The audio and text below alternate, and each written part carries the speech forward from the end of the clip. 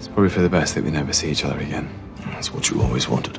If Thor was being genuine, I think he would have given Loki the opportunity to verify. Has he always wanted to leave? Or is this a threat? Especially with Loki being adopted, he might always question his place in the family. And when Thor makes statements like you always wanted to leave, it's almost saying like Loki is dispensable, which I imagine is his worst fear. Hi, my name is Stephanie Yates-Anyabwile, and I'm a licensed marriage and family therapist. In today's video, we're going to be talking about family dynamics in television and film. This is a scene from Succession. You know, I like to begin these things with a little prayer. They f you up, your mom and dad. They do not mean to, but they do. They fill you up with faults they had and add some extra just for you. This therapist, you can tell, is starting kind of with like a gut punch approach to breaking the ice. And you have to be very careful with that. You might have some that find that sort of joke funny, and then some who completely shut down and feel alienated by the therapist. Figure out how do they joke and try to mirror that. I never touched Roman inappropriately. If he says I did, I didn't. Well, glad to clear that up. He was going to make a horrible joke, so I'm preempting. Even for being a new watcher to the show, they are showing you what their roles are in the family. The uptight one, I imagine he's probably like the oldest in the family, maybe. He felt the need to set the tone in this session and basically predict what his little brother was going to say and try to kind of stop that in its tracks before it happened. The little brother, I'm assuming he's probably the distractor of the family. He's probably the one that's gonna crack an inappropriate joke to kind of diffuse the tension. It's like the first stages of an orgy. It's like kind of exciting, but also super awkward. That is a useful and valuable role in a family, but they do normally get a lot of hate within families because it feels like you can never be serious. Even with the daughter kind of taking a step back, she gives middle child vibes, but I'm not sure because I don't watch the show. Everything I've done in my life, I've done for my children. I know I've made mistakes, but I've always tried to do the best by them. To just put a cliche statement onto years worth of hurt, I don't know if I would view that as an accountability standpoint. If he had maybe apologized, or if he was able to maybe specify areas that he regrets and maybe share a plan for how he's going to navigate that going forward, I think that's what accountability looks like. This is a scene from Thor Ragnarok. Here's the thing. I'm probably better off staying here on Sakaar. That's exactly what I was thinking. Did you just agree with me? I thought this scene was very telling of their relationship as brothers. They're constantly trying to give one another an opportunity to be a good brother. At the end of the day, you're you and I'm me. And I know maybe they're still good in you, but let's be honest, our paths diverged a long time ago. We usually only look at it from Thor's perspective, but on Loki's end, even in this elevator scene, he's giving Thor an opportunity not to view himself as the hero. It's probably for the best that we never see each other again.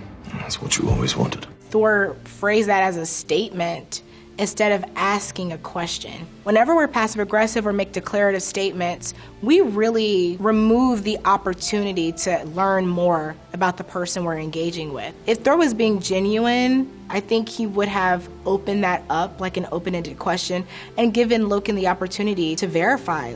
Has he always wanted to leave? Or is this a threat? Especially with Loki being adopted, it's almost saying like Loki is dispensable, which I imagine is his worst fear. Hey, let's get help. What? Get help. No. Come on, you love it. I hate it. It's great, it works every time. It's humiliating. Get help! Please! My brother's dying! Get help! We keep seeing the two of them giving each other chance after chance because of their shared history, and I think that's what both of them hold on to.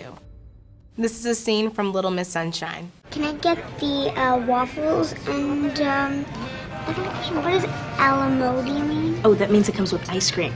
Okay, alamodi. Ice cream is made from cream, which comes from cow's milk, and cream has a lot of fat in it. What's your? Those women in Miss America, are they skinny or are they fat? This clip is really hard to watch. He verbalized fear, and she did begin to internalize that. She is starting to mourn her relationship with one of her favorite foods. Often we're thinking you're helping this kid be successful and avoid these pitfalls, but what you're really doing is instilling certain complexes and insecurities in them. Is he concerned about his daughter's health, or is he concerned about her image? Maybe this parent is in a position where they have achieved a certain level of success and they're terrified about their lineage or legacy being disrupted with the next generation. My guess is that for this father, he probably has not exactly gotten to where he wants to be in life. He's terrified of his child experiencing the same disappointment that he feels. Always ask yourself, is this mostly about my kid, or is this mostly about me? Does anyone want my ice cream? Yeah, I like a little. Dwayne, Frank, Olive's not gonna have her ice cream. Yeah, do you mind if I have a little bit? Yeah, let's dig in. That looks really good. Boy, I feel sorry for anybody that doesn't want to enjoy their ice cream so early in the morning. Oh, that looks good. I love how the family responds to that. They actually try to model for her what it looks like to enjoy ice cream. Stop! Don't eat it all. A modeling behavior is actually one of the strongest things you can do to help show a child the best way to behave. She was really lucky to have them all around, because had it just been her and her father, she probably would have walked away never wanting to eat ice cream. This is a scene from This Is Us. Rebecca, do you have an opinion about your husband's alcoholism? Did you ever talk to your children about their father being an addict? Did you ever warn them that they would have the gene? When I watch this therapist, it is actually very painful for me. I disagree with a lot of her choices in the room. She is coming from such a hostile perspective herself that she incites the family, right? She sets the tone for this very combative, hostile environment. The first thing we have to distinguish is that this is not family therapy.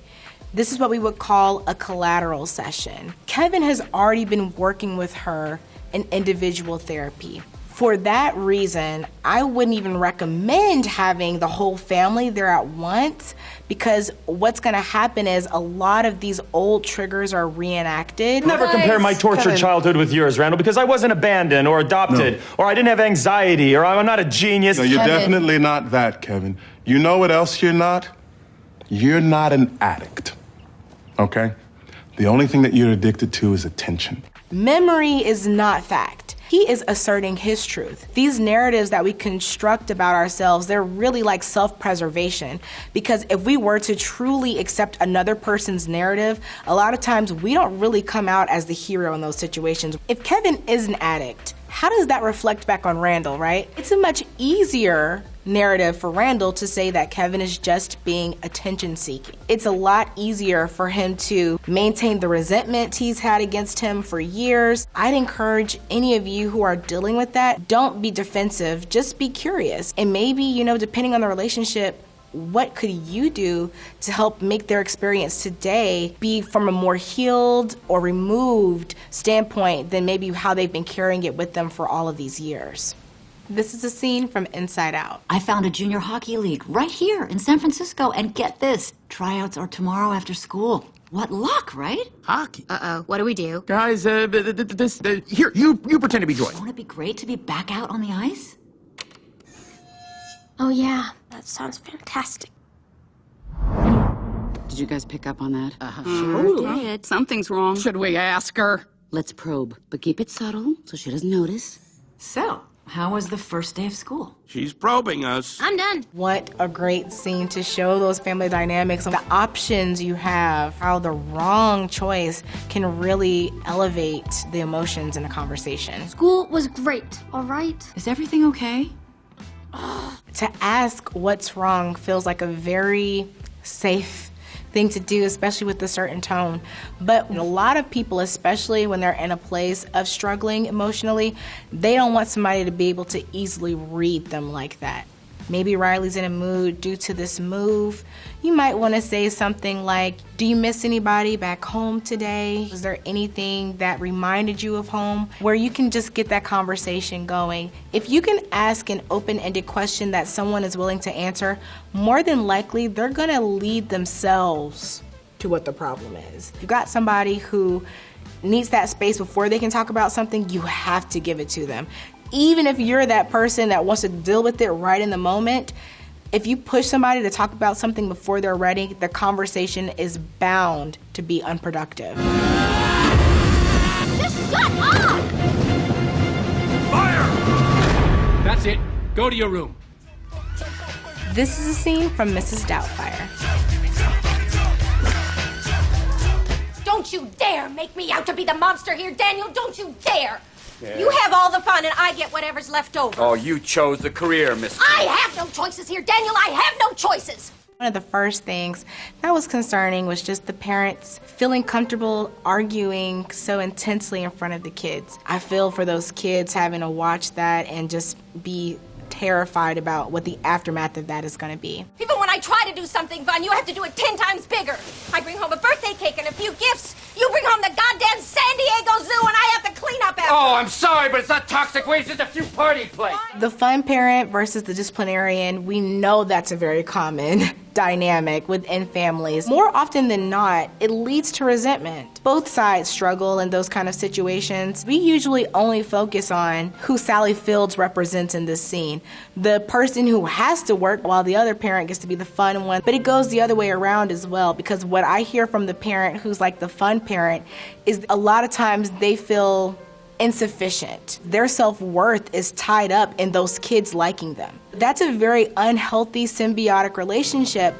Maybe this is something that worked for you all for a really long time.